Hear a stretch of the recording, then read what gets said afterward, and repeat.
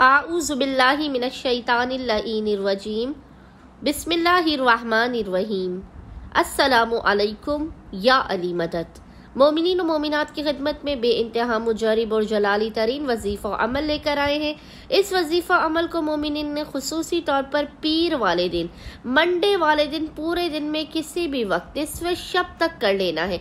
फ़कत इस एक तस्बीह को पढ़ते ही खुदावंद मुताल आपके नसीब और मुक़द्दर के हर बंद ताले को खोल देगा। सारी दुनिया आपके कदमों में होगी। इस एक तस्बीह से आपकी नामुमकिन तरीन हाजात फौरन के फौरन तस्बीह मुकम्मल होने से पहले पहले कबूल व मकबूल कर दी जाएंगी। आपकी हर बला, हर मुसीबत, हर नागहानी, हर आफत को टाल दिया जाएगा।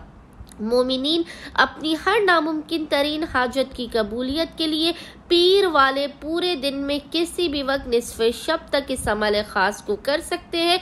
अमल करने से पहले आपने खुसूसी तौर पर बावुज़ू होना है। बावुज़ू होने के बाद आपने किबला रुख होकर बैठ जाना है और अव्वल व आखिर 5 मरतबा 5 टाइम्स दुरूद के दरमियान में आपने 100 मरतबा 100 टाइम्स एक तस्बीह इस जिक्र की तिलावत करनी है।